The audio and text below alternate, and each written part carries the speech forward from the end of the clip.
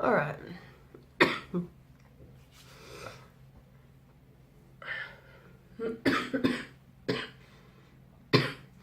Always the fucking way. Knew it.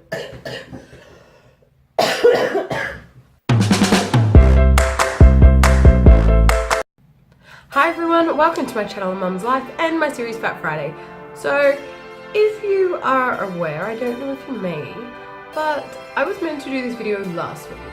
Last week I was incredibly sick. I'm still sick and I'm still recovering, still not 100%, but you know, I will get there. But I thought, you know, I'm well enough to do the video without necessarily coughing all the way through it, as I've kind of been coughing through my life for the last week. Anyway guys, I promised you guys a 6-month review and we're pretty much at that point now. And I'm really excited for the results. I went through and did them all this morning as I'm recording this kind of late in the day. Anyway, so we started this journey about 6 months ago and I was 139.7 kilos.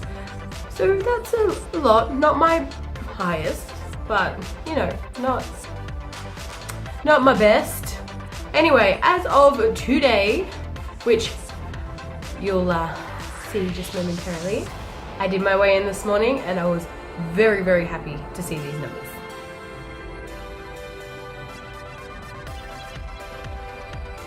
So as of this morning, I was 121 kilos, which is totally wicked. And that is a total weight loss of 18.2 kilos. Like, holy shit, that's almost 20 kilos. That's a lot of weight. I know I've stalled a lot and I haven't really been strict. And the number probably could have been much, much higher if I stuck to my guns a bit more. But, you know, working through personal things and emotional things and your own, you know, mental struggles, it takes a toll and you don't win every battle. But, you know, can't win them all. But we get there, and I feel like every time something shitty comes and, you know, hijacks my life, I'm becoming less of an emotional eating mess. So that is definitely a positive at about 6 months in. So, you know, it took me a little while. I'm getting the hang of it now. I went and did my measurements today. For the first time in a few months, I did say to you guys that I would do them, but I wasn't enjoying doing them at the time because I wasn't really feeling them go anywhere and I was stalling and I was just like, downward spiral. Okay, so when I first started about 6 months ago, my bust would measure in at 124 centimeters. As of this morning, it weighed, well, not weighed, wrong measurement. It measured in at 111 centimeters. So that's a loss of 13 centimeters. That's a decent amount of like room. That's like, what, that maybe? That's about 10, 13, something like that. So that's still a decent amount, and I have noticed that I've started to go in on the outside my bra strap. So I'm no longer on the very last lot of hooks. I'm like on the second or the first. So I was like, yay, victory moment. The next one was my waist. That originally measured in at 122 centimeters. It now measures in at 98 centimeters, and I've lost 24 centimeters from my waist, which I have an incredibly shrinking waist. I think I've noticed this anytime that I lost any sort of weight, the first place it goes from is my waist. I end up with this tiny, tiny, tiny waist and huge hips. But, you know, we'll get those too. Like, we'll get them down eventually, but my waist definitely seems to be the first spot to lose anything. Not the boobs, not the bum, my waist. The next thing on the way down is my hips. They originally measured in 6 months ago at 152 centimeters. They are now 124. That is a 28 centimeter weight change. So, weight change. God, I could not get rid of that word. I'm just too happy that I've been losing weight, but centimeter change. So pretty much I have lost 28 centimeters from my hips, which is wicked. That also means I've gone down 2 pant sizes, which is a bonus, but I still kind of wear trackies out of 3 sizes too big anyway. And since I'm a stay-at-home mum, I kind of just live in trackies or leggings, so I haven't seen much in a wardrobe change yet, but we will get there, and when I'm where I want to be, I'm going on a shopping spree. I'm gonna get a whole new wardrobe. And I'm not gonna be like the hobo mum. Okay, so I also measured out my arms and my legs. My right arm originally measured in at 46 centimeters, it is now 40, which means I've lost 6 centimeters off my right arm, well, roughly. Left arm, it started at 46 and it is currently 39 centimeters, so that's a difference of 7 centimeters. Not a lot, but they are a huge problem area, and they're just huge flabby chicken wing things. Well, not even chicken wings are skinny arms. These are just flabby arms, but you know, I love them all.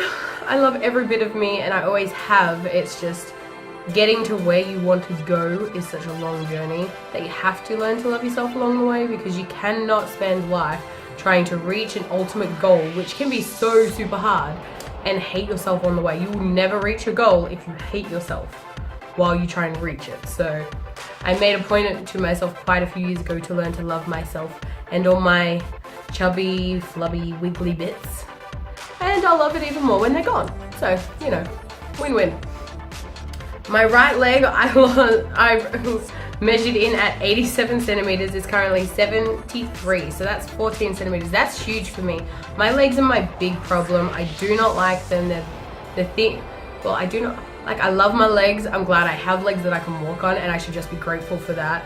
But, you know, my legs have always been the hardest place to move any weight, and I feel like there's been no real change in them. So to know that I've actually lost 14 centimeters from my right leg and at least 12 centimeters from my left leg, that's pretty freaking amazing. It just kind of reminds me that, you know, even though I see my body every day and I'm very critical of my body and myself and what changes I am or am not seeing, like, these changes are happening. And I think that's why I had to stop doing measurements, because they were taking so much longer to change for myself, where my weight didn't. Where for some people the measurements change really instantly and really quickly, and it's the weight that doesn't. But I'm not at the stage of, you know, toning up and building extra muscle. At this point, I just need to lose weight so my body can actually function and do those things. So at the moment, I think if I was to do anything super intense, my knees would buckle and be in so much pain, and so would my legs, and my back would just give out, since I do have a back injury when I had my son. So I did tally up all of my lost amounts, guys, and I have lost 124 freaking centimeters off my body, and that's just from the areas I measured. I wanted to measure my calves because I hate them more than anything. Like, my legs are a problem area. My calves are the devil's pit. I hate them. They are fat and chunky, and I do not like them, and they're hereditary, apparently. So, you know, I wanted to measure them, but I was like, I don't want to know if they're never gonna change. So I kind of left them out, and I kind of wish I did. I will probably start up a new set of measurements next week. So it probably won't be much different to these ones, but I will add in the calf muscle, because that is an area I do want to focus on and see how much that changes. And I'm hoping this next 6 months to the next review, essentially my 1-year review, I'm hoping to be much stricter, much more on the ball, trying new foods, because this is one of the other things I thought, you know, I might touch base on in my 6-month review. But when I first started eating low carb, high fat / keto, whatever you want to call it, I pretty much stuck to the same 3 or 4 type of things. I did get a bit adventurous, but then, you know, a couple of things didn't work out, and you kind of feel like, I'll just stick with what I know. Or you get sick and you can't be bothered, then life gets crazy and you still can't be bothered. So you either make a not so good choice, or you just kind of eat the same things. And we were eating a lot of bacon and eggs, and if you eat too much bacon, you can never go back. So do not eat too much bacon, guys. You can't go back. The saltiness that you start tasting in it never goes away. So you gotta be really careful with that. But things like, we would do up a really basic grill. We would have steak with cream sauce. We would have chicken wings, and then like little antipasto plate type thing, and tacos. And that was kind of it for a little while, and it was getting really repetitive and really boring. But now at about the 6-month mark, I've kind of adapted, well, taken all my non-keto meals that I would generally eat, and I've made them keto. So things like chicken parma, which was a huge favorite in our family, one of my favorite things to cook. It tastes so good. Well, I did that the other week with the pork crackle, and it wasn't as hard or as complicated as it was. My anxieties were crazy about it, but hey, I got through it, and it was so much easier than I thought it was. It tasted so amazing. So you know, I've just got to keep reminding myself that there is tons of different ways that I can actually make the things that I used to eat every day that I used to think was so simple and so easy into really simple keto things. I just got to actually think about it, use my brain and be creative. But, you know, sometimes our mama don't got time for that. She's tired, she wants to sleep. So we stick to really simple things sometimes, like just cheese and Gabbana or Twiggy sticks. But you can't go wrong with like scrambled eggs on a pile of bread and cheese, guys. Like that's just, like that's top-notch food. So I'm really proud of my 6-month results. I don't know what I was expecting. I don't know if I expected to be really sad, or if I expected to be crazy happy, or if I expected to be shocked. I am kind of shocked because, you know, almost 20 kilos and 124 centimeters, that's a lot. That is a big difference. I definitely feel it. If you follow me on Snapchat, which I don't know if any of you do, but whatever, every now and again I'm uploading full body pictures where I'm seeing myself in the mirror and I'm noticing the change. And those days when I feel good, I will post a picture, and it's so good to feel like I see myself shrinking for once, because so many times I've tried to lose weight, I've worked my ass off in the gym, I've starved myself, I've taken all sorts of supplements and pills and rah, but none of it ever worked. I never saw any difference. It was just miserable. What else can I talk about in regards to this 6-month review? I think there are certain things. My sleeping is much better. I'm an insomniac, so I will always have trouble sleeping, and I am definitely not a person who requires a lot of sleep to survive. So, you know, I sleep better when I do sleep. I'm not struggling to get up as much in the morning as I used to. Those little things that now make my sleeping experience that little bit easier. I might not need to sleep a lot of hours to function really well, but it doesn't mean I necessarily like getting up. Where now it's not a huge deal. I can get up and I'm pretty happy. So that's a bonus. My skin is super clear. I'm not really having any breakouts when it's that time of month or anything like that, which is a bonus, because I used to be horrendous. Every time I would just break out all up my cheek, and no thank you. Talking about that time of month, I have no emotional symptoms. I've had no cramping. I barely know what's even coming. I literally forget where I used to know a week and a half in advance, because my body would start displaying incredible amounts of symptoms. I no longer look like my belly is naturally 7 months pregnant. Yay! Apparently, when I eat things like wheat and pasta and rice and high carb amounts, I bloat like a beach ball. And I also look crazy pregnant, naturally, but like fat pregnant, not cute round belly pregnant.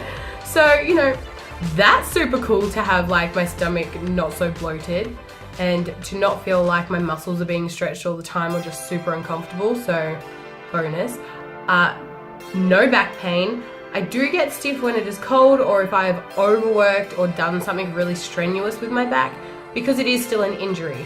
But the inflammation that must be there to cause the actual pain itself is just not there, because I'm not eating the legumes and all the high carb amounts to irritate it and to create the inflammation. So by getting rid of all that, my back pain is so limited to when I actually restrain it or do something stupid like lift a really heavy box, or, you know, my 3.5-year-old toddler who still thinks mum needs to pick her up and carry her around. But like, these are just really wicked things. My hair is just grown heaps. I've noticed this last year. It's always taken me so long to grow it, and now it's growing. It's super healthy. I'm sick, but I'm generally really healthy. Like, I still feel really good, and I don't feel really bad. I don't feel like I need to carb binge either, which is a bonus. Because usually when I'm sick, I just want to eat dry toast. Just dry toast, some pumpkin soup, something like that. Maybe some fries, something like salty but dry, and I'm not kind of feeling that. What did I eat the other day? Because I haven't been crazy hungry, but I've had things like hot chocolates with cream. I had some bacon and eggs, and I had taco bowl, like a bowl with taco, minced sour cream and cheese. So that was awesome. And that's just kind of, I think, how I've managed to continually lose weight, because I'm pretty sure I've even lost about 3 kilos since my last actual vlog 2 weeks ago now. So even though I've been really sick, and that's probably helped in the weight loss in some way, I'm still eating, and I'm still eating low carb, high fat, so that's a bonus. My water intake, I'm trying to keep really high, but I'm so sick of drinking water. I've been that sick. I drank so much of it. I just don't want to touch it for a while, so I might have some Coke Zeros for a few days. I won't drink that many, I promise. I don't really have much else to say, guys. I'm just so happy. I'm super proud. The results are insane. I'm 2 dress sizes down. I've lost 124 centimeters, almost 20 kilos. I'm living a totally different life. I feel so totally different and so amazing for who I am. And this is the first time it's kind of been this way for me, and especially with mental clarity. Like, I saw an article not long ago that said, if you eat keto long term, your mind gets really foggy, and it's like, well, obviously they never ate keto long term. They probably did it for a week or so and go, oh, my brain's too foggy. And they didn't realize it's just the process of going from sugar burning to fat burning. It's called the keto flu. And if they went and got themselves educated about it, they'd know.